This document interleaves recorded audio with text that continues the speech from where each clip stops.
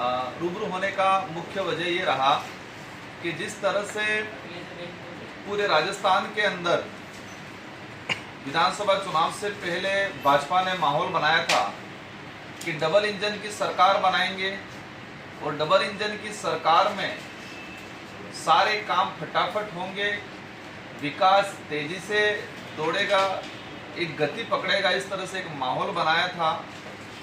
और जैसे विधानसभा चुनाव हुए, राजस्थान के अंदर भजनलाल जी की सरकार बनी और विशेषकर चर्चा में है पर्ची की सरकार।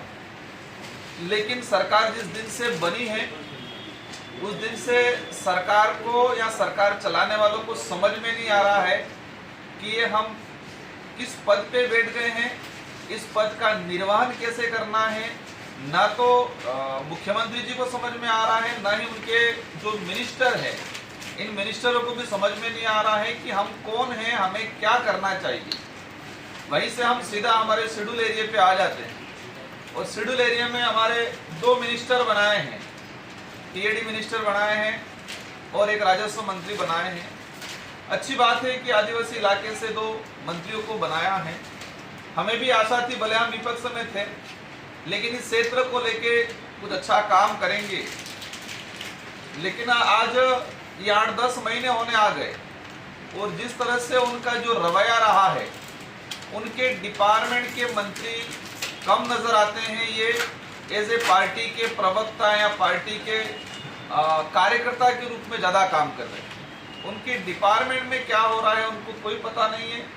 एज ए पार्टी प्रचारक के रूप में वर्तमान में काम कर रहे हैं और डिपार्टमेंट के अंदर अधिकारी वर्ग एक चूहे की तरह पूरे डिपार्टमेंट को करतने का काम कर रहे हैं। लेटेस्ट एक न्यूज आई थी टीएडी डिपार्टमेंट के अंदर, जिस तरह से सामग्री का बंटवारा हो रहा है। आज टीएडी डिपार्टमेंट के अंदर छात्रावासों के अंदर हमारे आदिवासी समुदाय के बच्चे पढ़ रहे हैं और उनको घटिया सामग्री का जो वितरण किया जा रहा है। छात्रावासों में जैसे असुरक्षा बढ़ रही है, हॉस्टल वार्डन जितने भी थे, टीएडी एक मिनिस्टर साहब ने राजस्थान विधानसभा की गरिमा को तार तार किया है। आप सबकी जानकारी में होगा, मैं विधायक था, 2023 में दोबारा चुन के गया। मैंने विधानसभा में क्वेश्चन लगाया था कि टीएडी का कैडर बन रहा है, उस कैडर का क्या हुआ। टीएडी का नॉर्म्स है, सर्कुलर है कि 5 साल से 3 साल से अधिक कोई भी वार्डन नहीं रह सकता है। मैंने क्वेश्चन लगाया था, मंत्री जी ने जवाब दिया विधानसभा के अंदर कि हाँ बिल्कुल, टीएडी के अंदर 3 साल से जितने पुराने वार्डन हैं सारों को सारों हटा दिया जाएगा। मंत्री जी का विधानसभा के अंदर जवाब है। सेकंड, उन्होंने कहा था कि 2 से 3 महीनों में कैडर को पूरा कर दिया जाएगा।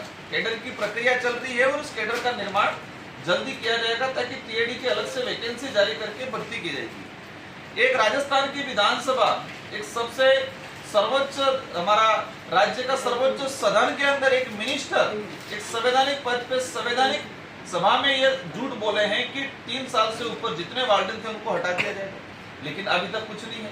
सारों को एक नोटिस दिया गया, फिर दुकान लगाएगी डूंगरपुर जिले में किसी मंत्री, पूर्व मंत्री के घर पे, और दुकान लगाई, वहां सारे वार्डनों की लाइन लगी और लाइन लगने के बाद लिफाफे पहुंचे और अब सारा मामला ठंडे बस्ते में चल रहा है।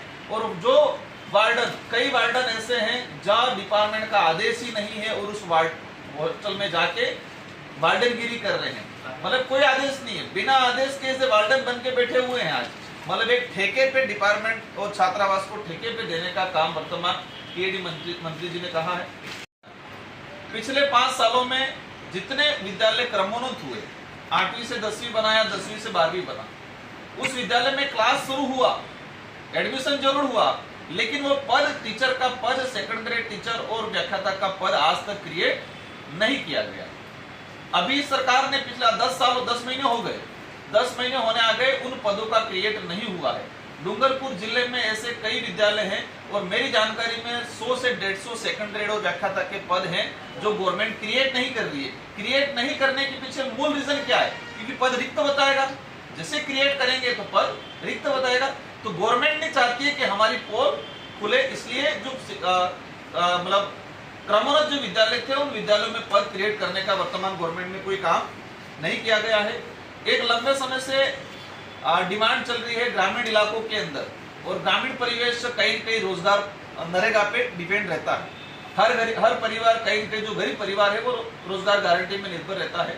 लेकिन पिछले समय में से लगा के वर्तमान तक केंद्र सरकार ने नरेगा का लेबर पार्ट का बजट काफी लॉस किया है।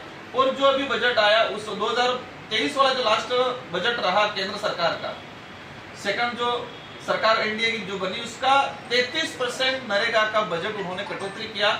और आज भी डूंगरपुर जिले में नरेगा में 3-4 महीने हो गए नरेगा का लेबर का पैसा नहीं आ रहा है। छात्रवृत्ति के लिए आंदोलन कर रहे हैं बच्चे, 3-3 साल हो गए छात्रवृत्ति नहीं आ रही है। पेंशन जो बड़ा बुजुर्गों को सहारा मिल रहा था, उस सहारे को भी वर्तमान सरकार ने कहीं न कहीं खत्म करने का, उनको बेसहारा बनाने का काम किया। पेंशन भी 2-2, 3-3 महीने हो गए। गरीब लोगों की जो विधवा पेंशन है, विकलांग पेंशन है, वृद्धावस्था पेंशन है, सारी पेंशन 2-2, 3-3 महीने हो गए पेंशन नहीं आ रही है। मतलब ये ऑल ओवर ये है कि वर्तमान जो सरकार डबल इंजन की सरकार के नाम से तो लग रहा है कि एक इंजन आगे लगा है, एक इंजन पीछे लगा है, और दोनों तरफ खींच रहे हैं। और खींचने से सारी राजस्थान की जनता त्रस्त हो रही है, सारी योजनाएं फेल हो रही है। और माना जाए कि आम जो जीवन यापन कर रहा था वो व्यक्ति भी त्रस्त है, क्योंकि महंगाई बहुत तेजी से इस वर्तमान सरकार में बढ़ी है। इन सारे मुद्दों को लेकर भारत आदिवासी पार्टी समय समय पे आंदोलनरत भी है, समय समय पे संघर्ष भी करते हैं, मुद्दों को उठाते भी हैं।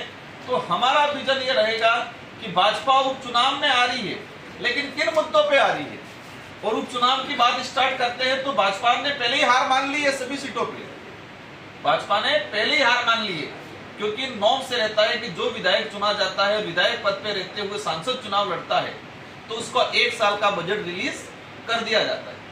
राजस्थान के अंदर 5 जगह ऐसे एमएलए हैं जो एमएलए रहते हुए सांसद बने, 1 जगह आरएलपी का, 3 जगह कांग्रेस का और 1 में बीएपी। तो 5 जगह वर्तमान सरकार ने एमएलए कोटे पे बैन लगा दिया है। आज तक के इतिहास में यह देखा गया है कि पहले भी एमएलए रहते हुए सांसद बने हैं, लेकिन उनका बजट रिलीज कर दिया जाता था। 1 साल का बजट जो संबंधित एमएलए होता है उसको दिया जाता था। लेकिन वर्तमान सरकार ने इस पे रोक लगा दिया। इससे सिद्ध हो गया कि वो पहले ही हार मान चुके हैं, 5 सीटों पे पहले ही हार मान चुके हैं। और अवश्य हारेंगे, बुरी तरह से हारेंगे, क्योंकि उनकी नीतियां सही नहीं रही है। आम जनता को कौन सी पार्टी, कौन नेता, वो लेना देना नहीं है। आम जनता पिछले 5 सालों में जितने विद्यालय क्रमोन्नत हुए, 8वीं से 10वीं बनाया, 10वीं से 12वीं बना, उस विद्यालय में क्लास शुरू हुआ, एडमिशन जरूर हुआ, लेकिन वो पद, टीचर का पद, सेकंड ग्रेड टीचर और व्याख्याता का पद आज तक क्रिएट नहीं किया गया। अभी सरकार ने पिछला 10 साल और 10 महीने हो गए, 10 महीने होने आ गए, उन पदों का क्रिएट नहीं हुआ है। डूंगरपुर जिले में ऐसे कई विद्यालय हैं और मेरी जानकारी में 100 से 150 सेकंड ग्रेड और व्याख्याता के पद हैं जो गवर्नमेंट क्रिएट नहीं कर रही है। क्रिएट नहीं करने के पीछे मूल रीजन क्या है? क्योंकि पद रिक्त बताएगा, जैसे क्रिएट करेंगे तो पद रिक्त बताएगा।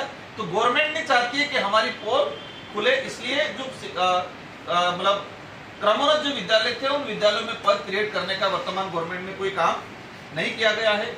एक लंबे समय से डिमांड चल रही है ग्रामीण इलाकों के अंदर, और ग्रामीण परिवेश कई रोजगार नरेगा पे डिपेंड रहता है। हर परिवार, कई जो गरीब परिवार है वो रोजगार गारंटी में निर्भर रहता है।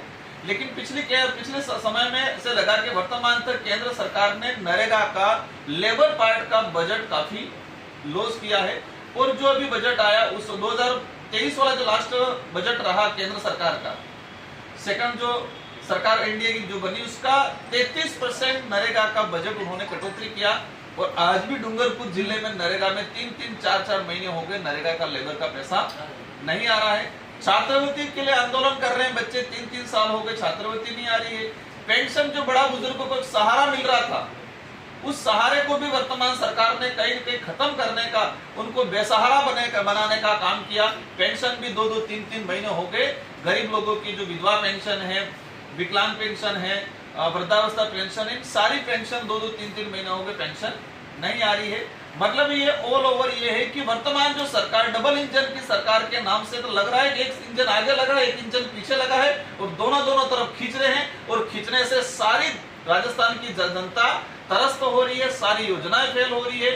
और माना जाए कि आम जो जीवन यापन कर रहा था वो व्यक्ति भी त्रस्त है, क्योंकि महंगाई बहुत तेजी से इस वर्तमान सरकार में बढ़ी है। इन सारे मुद्दों को लेकर भारत आदिवासी पार्टी समय समय पे आंदोलनरत भी है, समय समय पे संघर्ष भी करते हैं, मुद्दों को उठाते भी हैं। तो हमारा विजन ये रहेगा कि भाजपा उपचुनाव में आ रही है, लेकिन किन मुद्दों पे आ रही है, और उपचुनाव की बात स्टार्ट करते हैं तो भाजपा ने पहले ही हार मान ली है सभी सीटों पे। भाजपा ने पहले ही हार मान ली है, क्योंकि नॉर्म से रहता है कि जो विधायक चुना जाता है, विधायक पद पे रहते हुए सांसद चुनाव लड़ता है, तो उसको 1 साल का बजट रिलीज कर दिया जाता है। राजस्थान के अंदर 5 जगह ऐसे एमएलए हैं जो एमएलए रहते हुए सांसद बने, 1 जगह आरएलपी का, 3 जगह कांग्रेस का और 1 में बीएपी। तो 5 जगह वर्तमान सरकार ने एमएलए कोटे पे बैन लगा दिया है। आज तक के इतिहास में यह देखा गया है कि पहले भी एमएलए रहते हुए सांसद बने हैं, लेकिन उनका बजट रिलीज कर दिया जाता था। 1 साल का बजट जो संबंधित एमएलए होता है उसको दिया जाता था, लेकिन वर्तमान सरकार ने इस पे रोक लगा दिया। इससे सिद्ध हो गया वो पहले ही हार मान चुके हैं, 5 सीटों पे पहले ही हार मान चुके हैं, और अवश्य हारेंगे, बुरी तरह से हारेंगे, क्योंकि उनकी नीतियां सही नहीं रही है। आम जनता को कौन सी पार्टी, कौन नेता, वो लेना देना नहीं।